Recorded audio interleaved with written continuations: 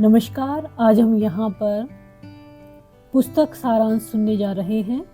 ये पुस्तक का नाम है the power of your subconscious mind. आपके जो सबकॉन्शियस माइंड है उसमें क्या शक्ति है। यह किताब लिखी है, इनके लेखक हैं जोसेफ मर्फी।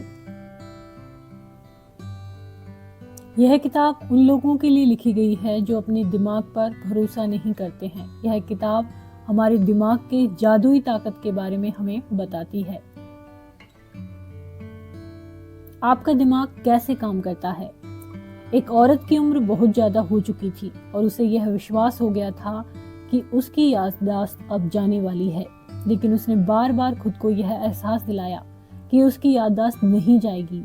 यहाँ तक कि उसने खुद को यह एहसास दिलाया कि दिन पर दिन उसकी याददाश्त बढ़ती जा रही है और उसे सारी चीजें ठीक से याद रहती हैं। उस औरत के ऐसा कहने पर उसका यह विश्वास पक्का हो गया और वही हुआ जैसा उसने कहा था।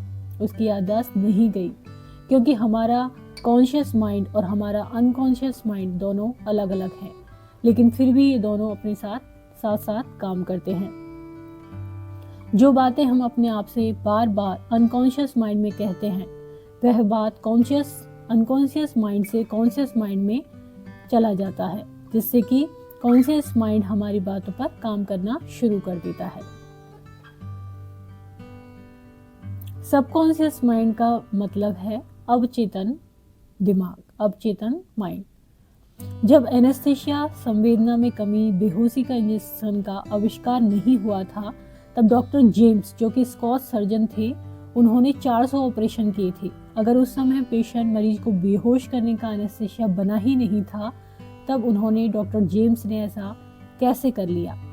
डॉक्टर जेम्स अपने मरीजों को मेंटल एनेस्थीसिया देते थे, मतलब वह अपने मरीज को यह यकीन दिला देते थे कि ऑपरेशन करने पर उन्हें ना तो कोई दर्द होगा और ना ही उन्हें किसी तरह का इन्फेक्शन होगा।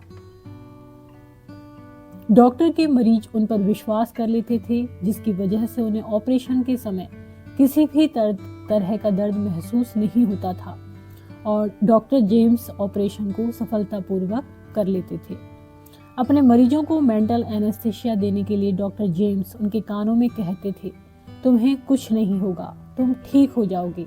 और यह लाइन एक सम्मोहन की तरह काम करती थी, जिसकी वजह से लोग इस पर पूरी तरह से विश्वास कर लेते थे, क्योंकि डॉक्टर के द्वारा कही गई बात उनके अवचेतन मन में, अवचेतन दिमाग में जाकर बैठ जाती थी। शायद आपको यकीन न हो, लेकिन आपका अवचेतन माइंड, सबकॉन्शियस माइंड आपकी हर चीज को कंट्रोल करता है। आपका सबकॉन्शियस माइंड आपके खून के बहाव से लेकर आपकी सोच तक को कंट्रोल करता है। अगर आप नेगेटिव बातें सोचते हैं तो आपके दिमाग में नेगेटिव चीजें आना शुरू हो जाते हैं, जिससे आपकी हेल्थ पर बुरा असर होने लगता है। इसलिए जरूरी है कि आप अपने दिमाग से बुरे ख्यालों को निकाल दें, वरना आपको हार्ट प्रॉब्लम, मेंटल इलनेस और एंजाइटी जैसी परेशानी का सामना करना पड़ सकता है। आपका दिमाग एक छोटे से पौधे जैसा है। अगर आप इसे सही से रखेंगे तो यह अच्छे अच्छे फूल पैदा करेगा, लेकिन अगर आप उस पर ध्यान नहीं देंगे तो इसे हमेशा बुरा भला बोलते रहेंगे तो यह पौधा सूख जाएगा। जब आप अपने दिमाग को कुछ कहते हैं तो आपका दिमाग आपकी बातों को एक्शन में बदल देता है।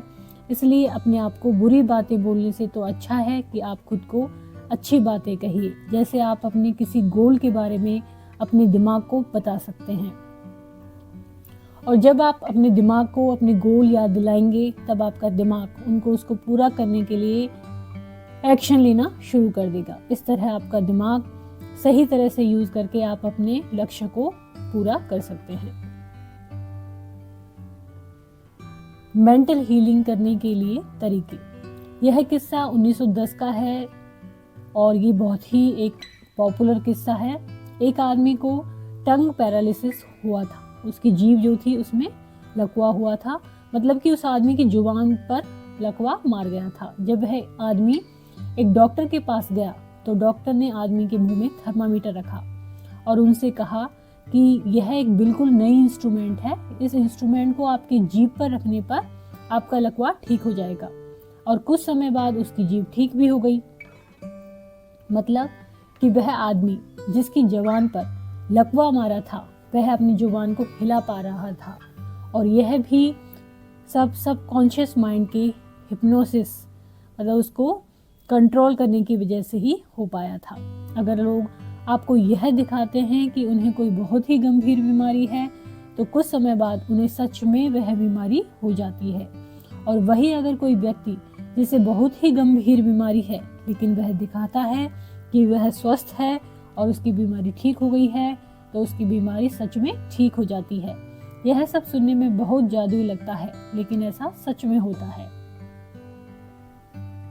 ऐसा इसलिए होता है क्योंकि जिस तरह यकीन हम अपने सबकॉन्शियस माइंड, अवचेतन माइंड को दिलाते हैं, वह उन्हीं बातों को स्वीकार कर लेता है जिसकी वजह से हमारी सोच ही या फिर कही गई बातें सच हो जाती हैं।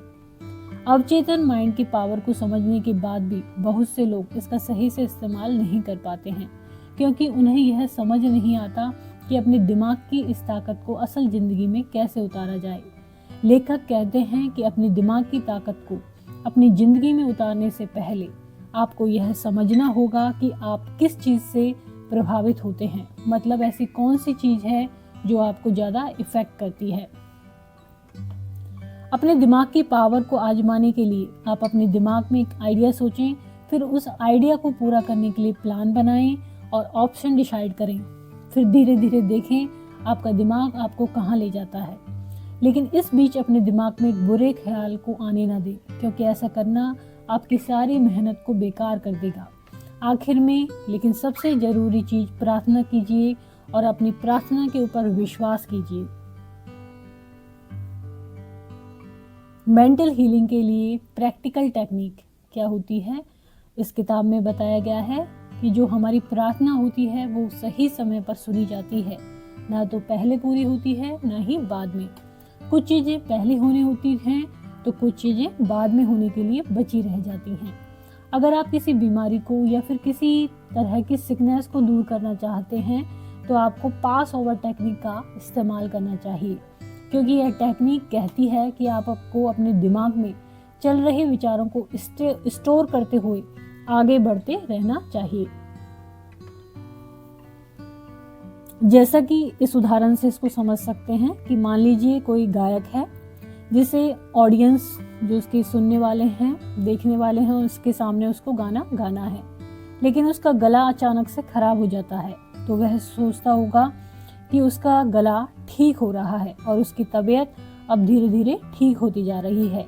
दूसरी टेक्निक का नाम है विजुअलाइजेशन टेक्निक। यह टेक्निक बहुत ही ज़्यादा फायदेमंद है, क्योंकि इस टेक्निक में आपको उस चीज़ की तस्वीर अपने दिमाग में कैद करनी होती है जो आप चाहते हैं। मान लीजिए आपको एक मोबाइल चाहिए, तो आपको ऐसे में अपने दिमाग में मोबाइल की इमेज बनानी होगी कि किस तरह का मोबाइल आप चाहते हैं।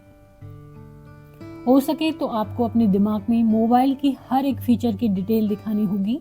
अपने विजुअलाइजेशन को बेहतर करने के लिए आप उसे उसी पेपर पर या फिर अपने मोबाइल पर ड्रॉ कर सकते हैं, या फिर उसकी इमेज को अपने मोबाइल के वॉल पेपर पर सेट कर सकते हैं और उसकी प्रिंट आउट निकालकर वॉल पर लगा सकते हैं।